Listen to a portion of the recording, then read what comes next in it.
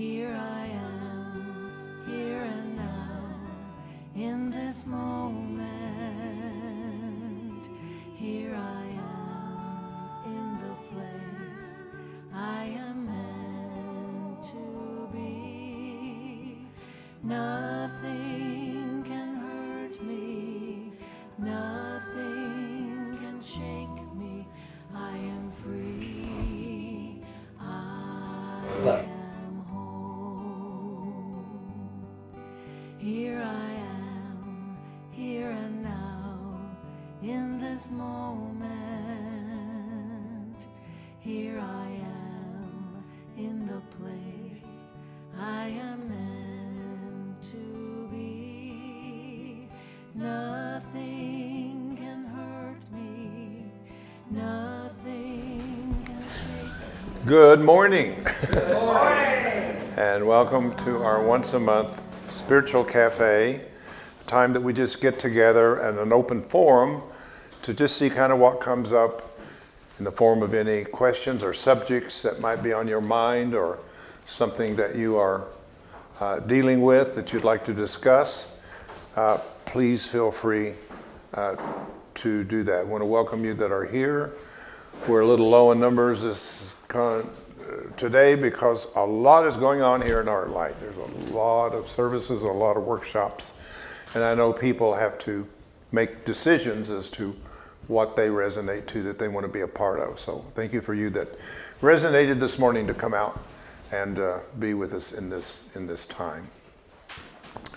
Let me ask, besides politics, what else is on your mind these days that lead us more toward our spirituality, the change that's going on in the world, the change that you're experiencing as an individual? It could be anything along those lines. I know that right now there's a word coming forth through me here at HeartLight that is going to challenge some of our beliefs. And every once in a while you have to do that. You always want to step aside and look at what you've qualified in your belief system, because there's always room for an upgrade. There's always room for correction. You know, if I get on a computer, I'm a terrible speller, being a little dyslexic. So I really got to watch what I'm typing on text or whatever, because God knows what it could come out to be and say that I didn't mean for it to say. So oftentimes I react and don't look at it, and then I read it and I'm embarrassed, like, oh my God, how could I have said that? And sometimes The same thing with my phone. same thing with the phone, yeah. A message verbally instead of typing it. Oh, it's worse. For somehow that person don't understand my accent. But my point where I'm going is, even though we can mess it up, we can revisit it and change it. And that's what's, I think, happening in the world. The world as it is a kind of messed up world. We messed it up, and we got to quit blaming them. There is no them. If you're going to be spiritual now, if you're going to stay in your humanity and your whatever, there's great differences. There's great chasms of differences between us now as never before.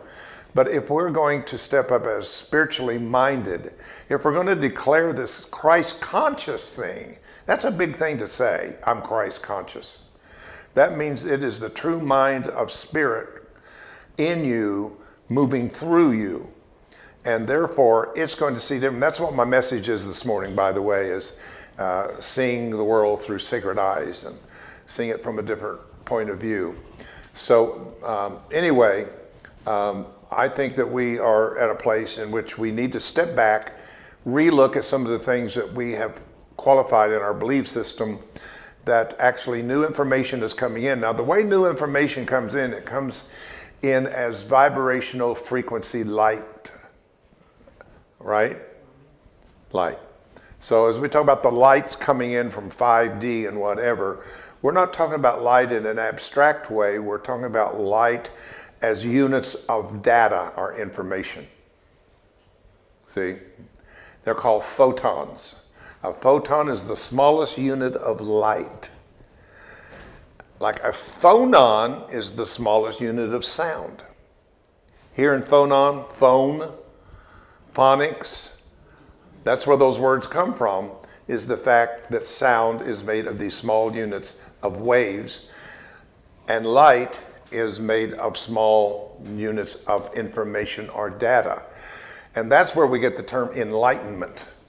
When you start getting that information directly from light, then you become an enlightened person, not an en, but an enlightened person. See, the light bulb goes off in your mind and you go, aha. Light bulb goes in your mind and you go, wow, I've never seen it that way before. And you start having what? Gnosis. Direct knowledge is getting to your belief system. Now, sometimes that knowledge will go with your belief system, and there'll be a resonance between what you believe and the information that's coming in. And that's a powerful thing. But if the new data that's coming in looks at the old program and says, that's not me, first thing we'll do is we're going to shut down. You know what you're going to do? Your computer. I'm not a big computer person, but I'm going to step out here and say, if I'm watching Tim, I know all the time he just has to start all over again. He has to reset it, stop it, go back in again. Just did it 10 minutes ago. Right.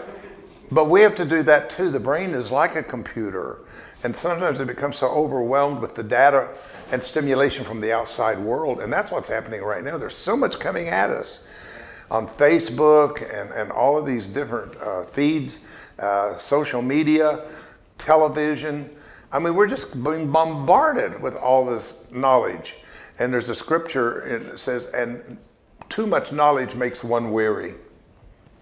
It's in the Bible. Too much knowledge makes one weary. And in a way the thing about these things is they're good on a level and not so good on another level. It's not good on the level because it stresses you. Too much knowledge will stress you because there's too much to think about. I've got too much I've got too much to look at. I've got too much to filter through, and we just get bombarded with that way. And the best thing to do is to just shut down the computer. And when you shut the whole computer off, then you can go back in refreshed, and you can look at it from different levels of things and say, okay, does this information that is coming into me, is it resonating with the information I've qualified in my belief system? If it hasn't, that's an opportunity for you to upgrade your belief system to fit the consciousness that is coming in. Does that make sense to you? So right now the ego mind, what we call the part of our mind, the ego, is doing its best to hold on to the old programs. And you know why? Because the ego knows if you hold on to the old programs, they're dying. They're dying.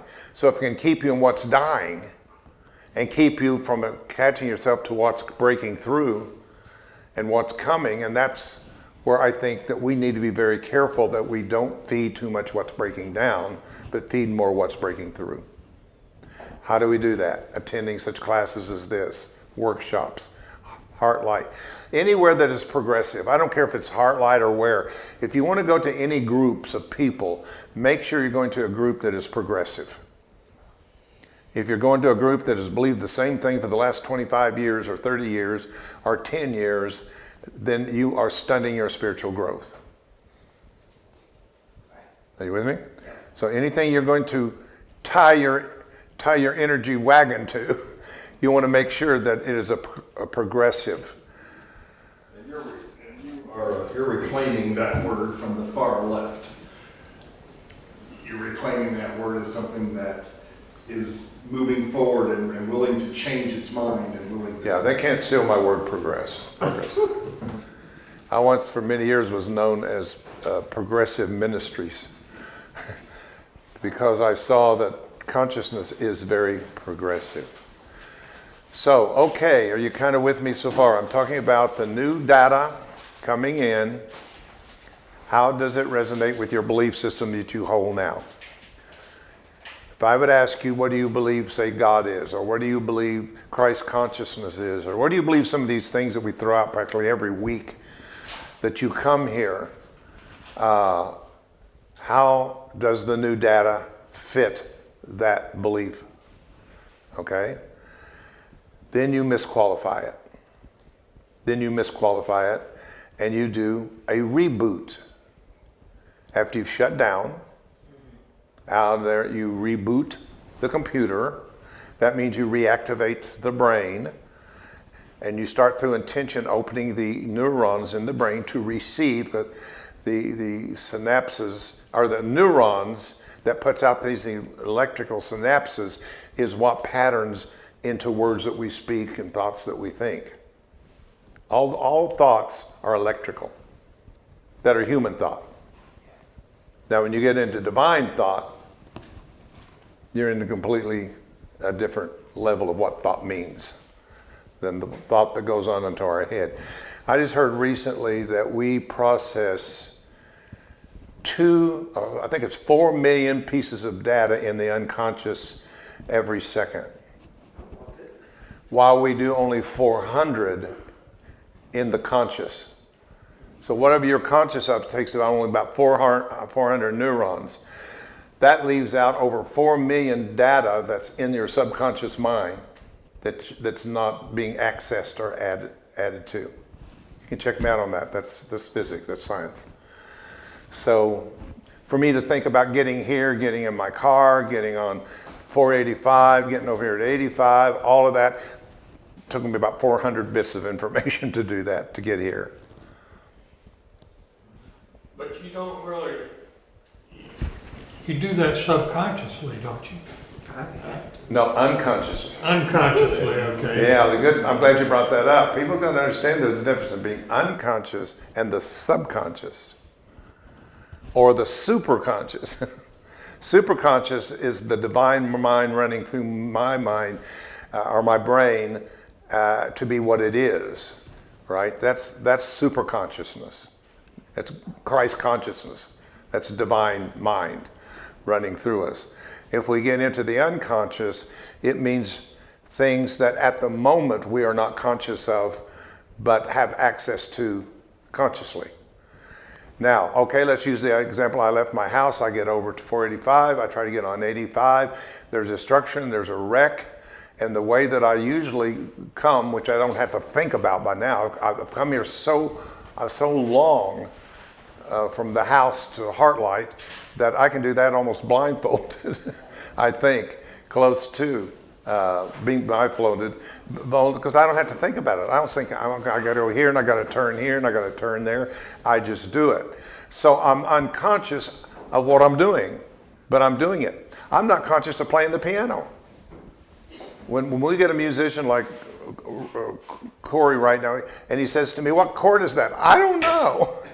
I play by ear. So I don't know the theory behind the music that I play, very little, and I kind of know some chords, but I can't always tell you when I do what they call a diminished chord or an eighth or a minor or a major. I just do them.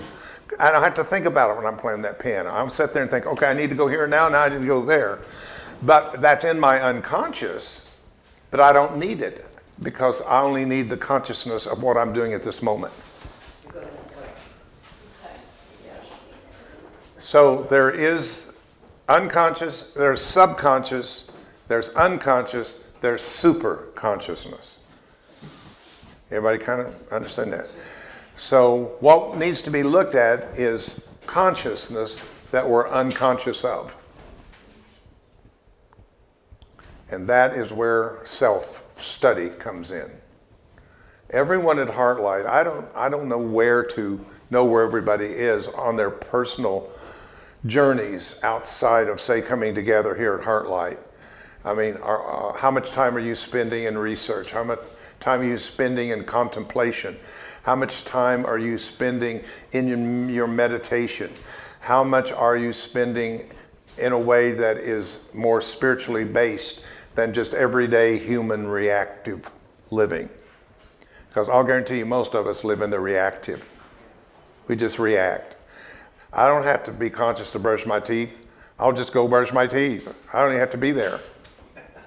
But somebody taught me to brush my teeth. That's in my unconscious. But I don't have to be conscious of it because it's working for me. Now, when you get into the subconscious part of ourselves, that's where we store our experiences, our thoughts, emotions, and feelings that we have not really qualified as a feeling or an emotion, because we don't want to deal with it. Some people think, and some people have used spirituality and even New Thought and metaphysics as a way to escape from really doing the work of the subconscious. So the subconscious is kind of the dark part of things. Our shadow, I think that's a good word for it. It's the shadow. When they talk about shadow work and doing shadow work like that, I think it's very much important to realize we're dealing with that. When we're dealing with the tuning forks and we're doing with sound and vibration, a lot of us was trying to access into the subconscious realm. Now, the only way that I can access into the subconscious realm is not to use words, because you're too attached to the word as you define it and mean it. Are you with me? I mean, you know a table because somebody taught you this is a table. You see things in this world pretty much as you've been shown to see it. Right. So this morning we're going to be dealing with this, seeing the world through sacred eyes, and we'll talk about that. So again, let me kind of just say this.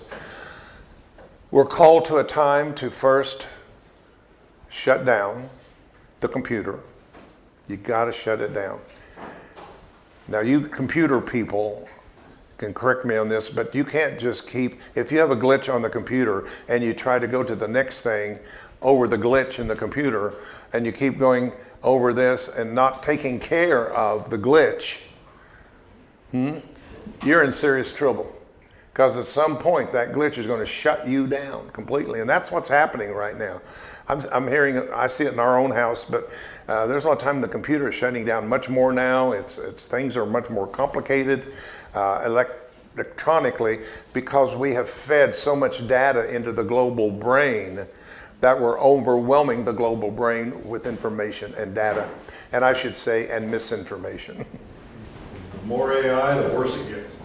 Yes, so that's where we are. We're in an overload of information that is coming in from outside of ourselves in that way.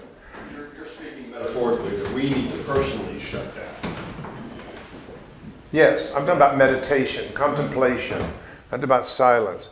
But what I was getting to is you can't get to the subconscious through using words. This is why counseling does not always work. I'm not against counseling. I go see somebody myself. And I mostly go for the fact I get a space to not be Reverend David. I've built this rapport with my counselor for a couple of years that we've just become good buddies.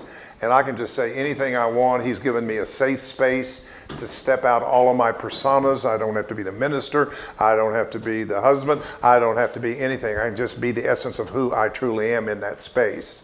And that is a very powerful experience for me to do that.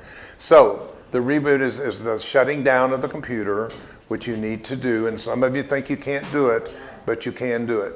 You can do it. You can learn by just slowing it down through breathing and whatever. But what I was trying to get to is when I was doing this and realized that I could not access the subconscious of people, where most of their issues are stored in the shadow of the subconscious, I realized that I couldn't do it by speaking because words get in the way. Heard that saying, words get in the way? Sometimes words gets in the way of what Spirit's trying to say because we know that word from the outside of ourselves. We've learned that word from outside of ourselves. So it becomes important that we realize then that, and then what's popped up lately, which some of you are dealing with at some point, is called spirit language or light language. Light language is the closest of getting us out of words back into the symbols behind the words in the form of photons or units of sound. Remember, photons is units of light, phonons are units of sound. So what I'm saying to you that I thought was quite genius, not on my part, but on the part of being introduced to a tuning fork, is that I found something that is what I call raw vibration, raw sound, these tuning forks. I've told you the story that when I first came into this, I had a concert pianist in Maine who took it on herself for 2 years to research the solfeggio frequencies and sounds. And we were exchanging such great information, but at the end of this period with her, the last thing she wrote me is, David, these forks go nowhere. And my left brain says, oh, shoot, because we always want to go somewhere. We always think we need to get somewhere. Isn't that right? That's right. No, if I can just get there. If I can just get there, I'm on a path. I'm trying to get there. And I tell you that's good up to a point. Your path is only good up to the point of awareness, but it'll never bring you to enlightenment. Enlightenment is recognition and remembering what does not need to be recognized. So the true path, Buddhists are right, the true path is the path to no path. So anyway, I find that using vibrate, now the bowls is close, which we do here. They're good. But when you start getting into anything with music involved, that's a different part of the mind, of the brain that processes. Because music is attached to the emotional body. When you feel music, you have an emotion with it, right? You listen to your old 60s or 70s music and you go back to another time when you were younger and whatever. Or if it's something that's loving music, you think loving thoughts and loving feelings, or maybe sensual music makes you feel sensual. All these different things are activating something that attaches you to your emotional body. And we have a saying in Soma that whatever is attached to the emotional body knocks us out consciously. Emotion is a completely different thing than a feeling. And we won't get into that today. So what I'm saying, that when she said that to me, a part of myself, my right part of myself, said this is exactly where I wanted to bring you, is to show you that using raw vibration without a tone that we know disconnects us from the emotional body and goes right through the emotional body. There's no mental to it. Just hold up a tuning fork and think. No, you'll just go, It will not cause you to start thinking. It'll really break down the thinking part and you just go into sound, right? Now, so it gets through the emotional, the mental, and it gets down into the subconscious level. So what I'm saying, one of the best ways to access the subconscious mind is through pure raw vibration without music to it. I can't listen to, everybody says, I have sleeping challenges. I said, listen to the music. I get downloads all kinds of music stuff. I can't do it. I don't care how beautiful it is. And I love it for meditation, contemplation, to have a little in the background. But when it comes to getting to the place of sleep, which is no thought going on, I can't do it if there's music involved in it. It distracts me.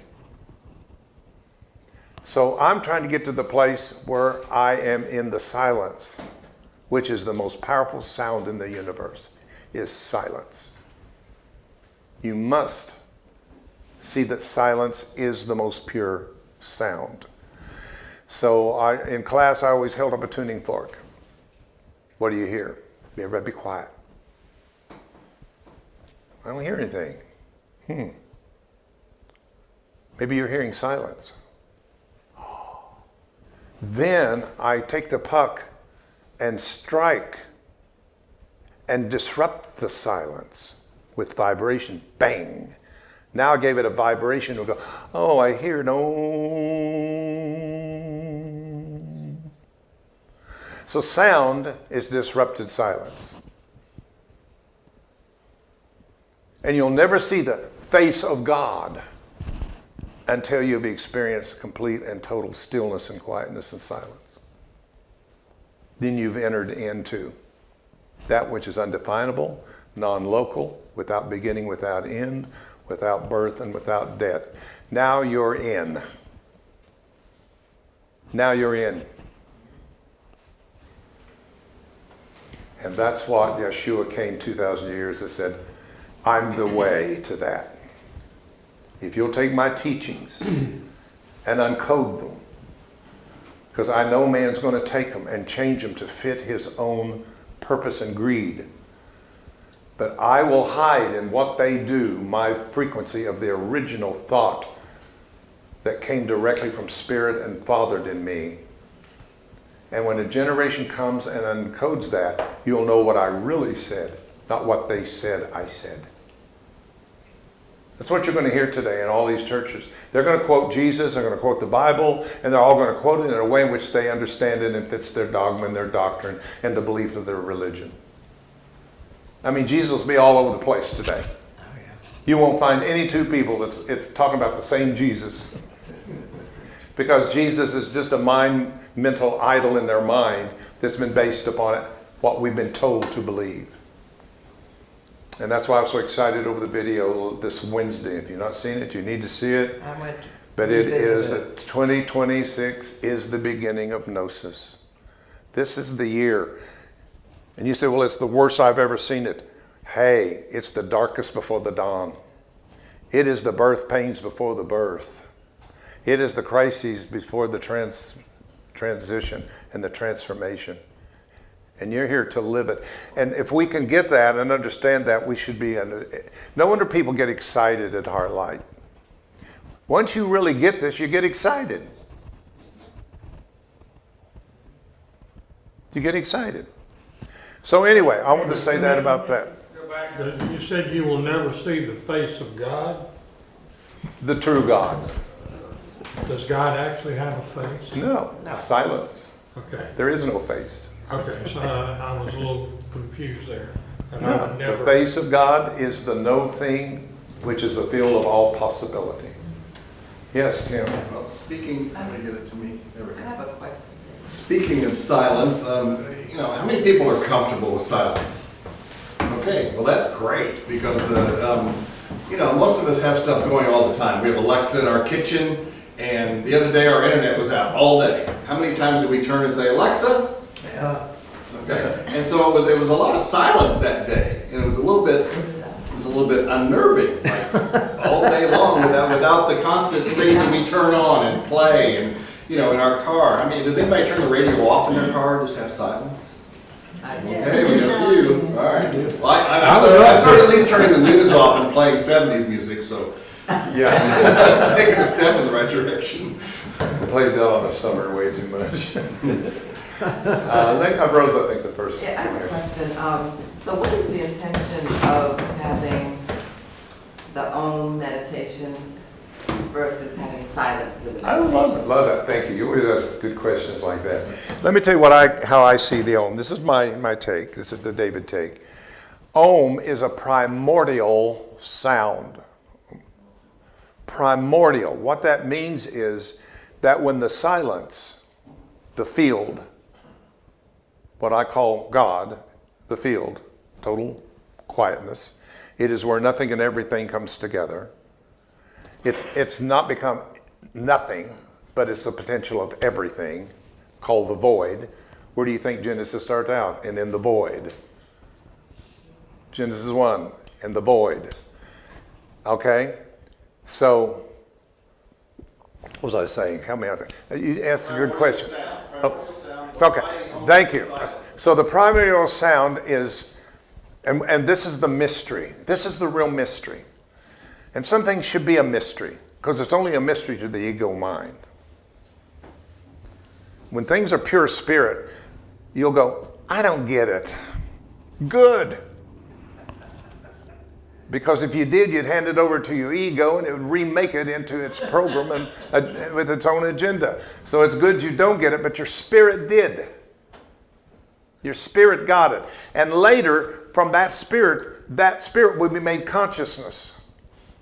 if you do this thing right. But anyway, to answer your question, what I saw, and this is kind of a play on words, I know it's a little crazy, but at some point in the mystical moment that nobody has figured out, because at one time there had to be nothing.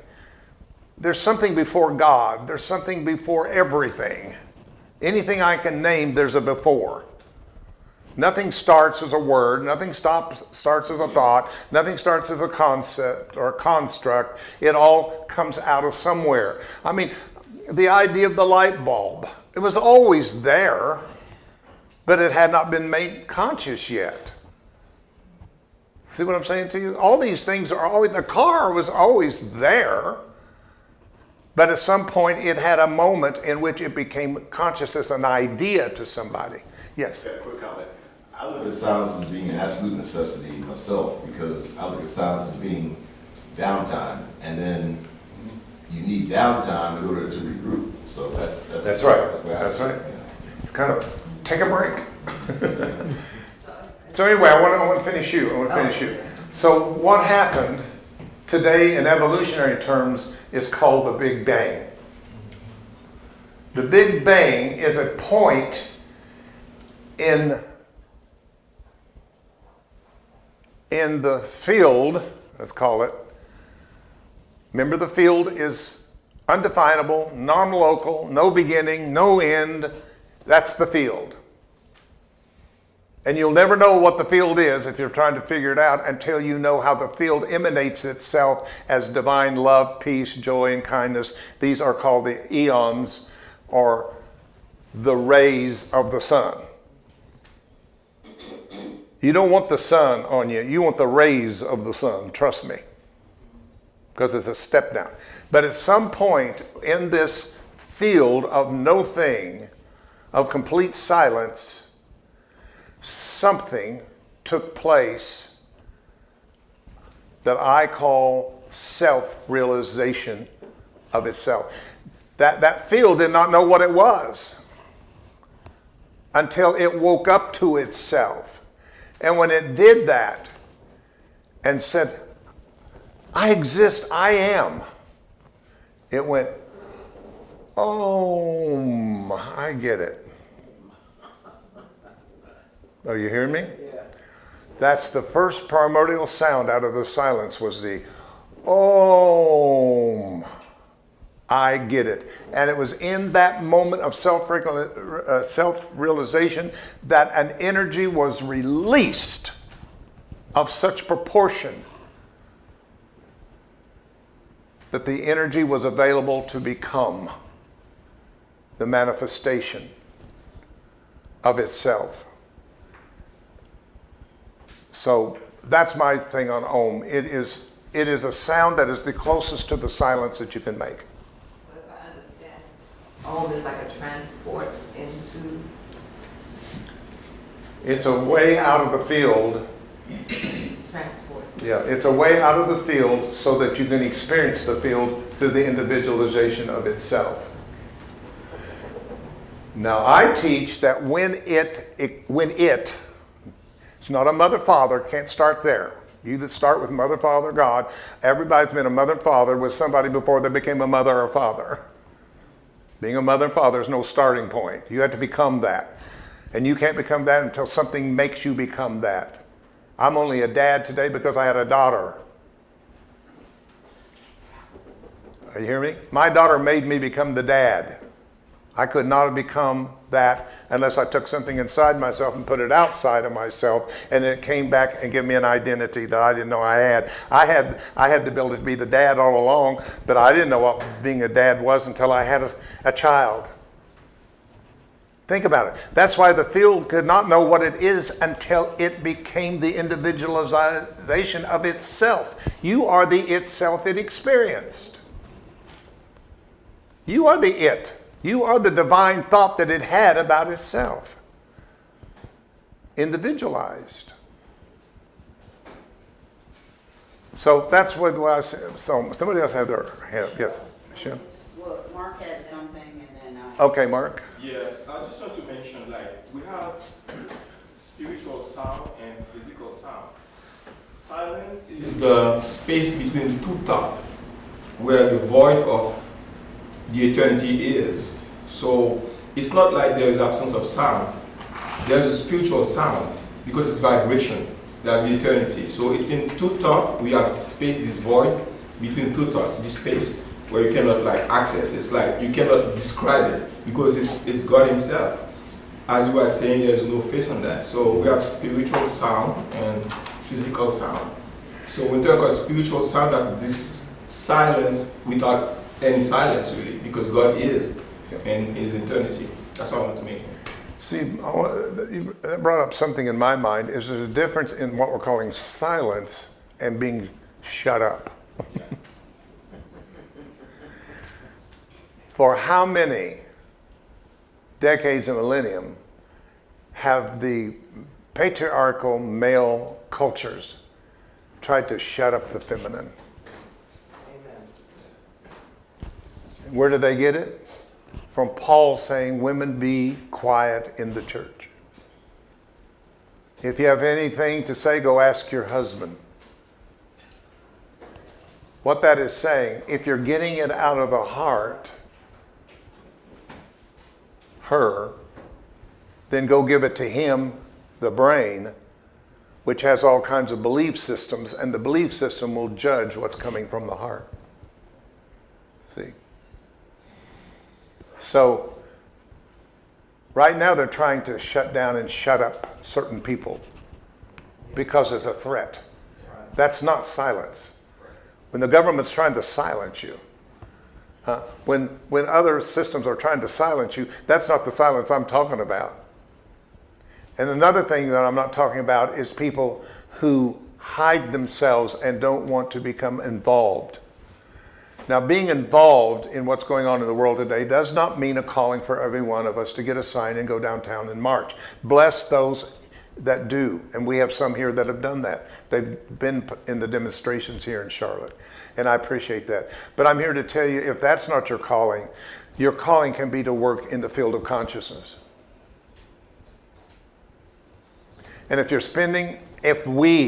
I am spending all this time listening to the news and being fed on the social media, that is silencing my inner divine voice in me. They silenced the voice of the Spirit in me if all I'm doing is listening to everything coming outside of myself, outside of myself, outside of myself. When do I have time to listen to what's trying to come forth from inside of myself? Michelle. So I was just going to go back to Rose's question about Om. And what prompted my thought was Om is kind of being used in the same way as what you said, pure sound from a tuning fork. So it's a vibration. So that's all I wanted to comment on. And it's the vibration that disrupts the silence into something you can hear. But it doesn't mean the minute you hear it's where it began. It began in the silence. You understand? It began in the silence. You just couldn't hear it until there was a vibration that defined it to your ability to hear it. So this is why pure vibration is so important. And you that still have those forks, just put one or two close to where you watch TV or do something, and once in a while just stop and listen to it. You don't have to have any great moment with it. It's just a way of resetting the brain. And a lot of you could do that more easy than you can meditate, because a lot of you just can't stop the thoughts. And you think that's what meditation is stopping your thoughts. Your thoughts will not stop until you realize you are the observer of your thoughts, which is already in a state of silence. You don't have to attain silence in your mind. You remember you are silence observing all the disruption of the world's frequencies, and that's the sound that we hear outside of ourselves today, is a lot of that type of thing. So that's what the Om is. The Om is the closest we can get to making a sound as it is a primordial sound. Anybody else have something you want to? I was just going to bring up the fact I saw a special on, well, it was on Democracy Now, about how they're scamming all these seniors on their phones, telling them, oh, you've paid such and such and da-da-da-da. I get them all the time. I just put report, I put junk, scam, whatever you want to call it, and I get rid of it. I don't try to answer it, because if you do, then you get into a loop and then they take money from you. So I just wanted everybody to be aware of that.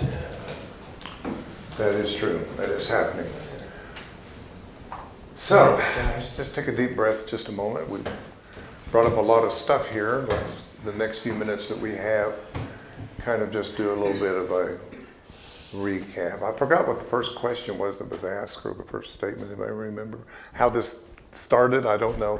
How the conversation actually started. Silence and the uncomfortableness of it, and then Rose asked about silence and Om next door with meditation. Yeah, okay. But most of what we talked about is being in a state of moving away from our belief systems, and see if the new data and information coming in from fifth dimension and beyond is resonating with your belief system. If it is not, then you need a correction in your belief system. You need an upgrade, just like you upgrade. Every once in a while I get something on my phone or computer, we need to upgrade you, because new technology is coming in and I have to punch it and trust. That's what's going to happen. Sometimes you can't. But anyway, what I'm saying, everything is always in a state of rebooting itself and upgrading itself. And the religious mind is probably the least thing that's ever upgraded itself on the planet, as far as I'm concerned. We're always being told that our phone will be updated today.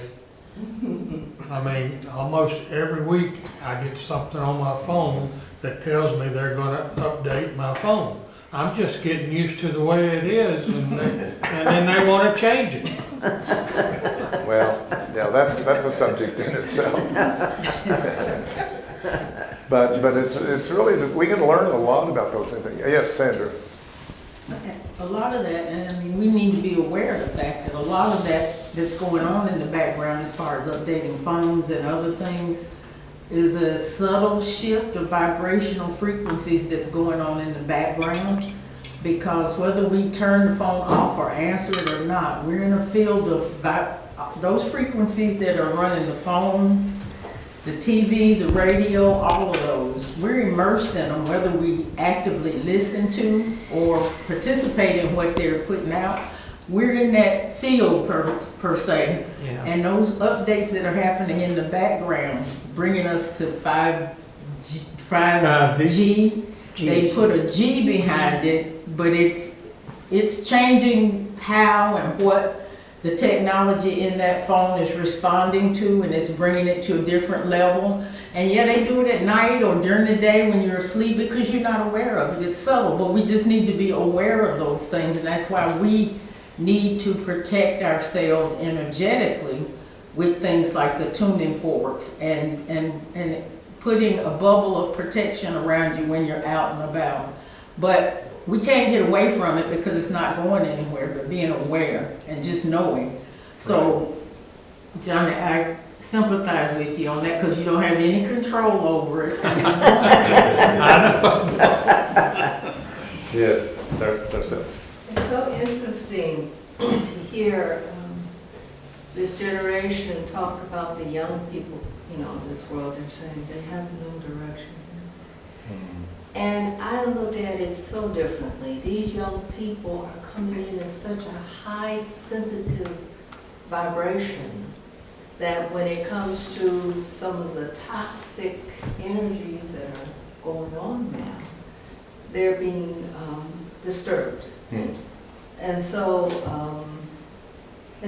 really they're the ones who are going to save us because they're going to bring us into this 5G. But they're so sensitive. Very good point, yes. I always said 5G is the ego's version of 5D. Is 5G, yes. Dolores. Yeah,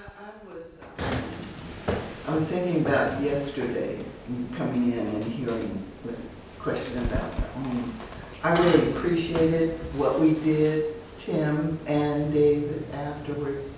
And I was reminded that if we do more of that, just like we use a tuning fork, we use our voices as sound more. And I was reminded that, oh my God, it was probably 30 years ago, I took a class with Jill Peirce in London, and she was teaching us, maybe did she call it overtoning or something like that? But it was sounding very much like what happened yesterday when we were all doing the Om together. You could really feel a different vibration. Yeah, that's powerful. that was powerful.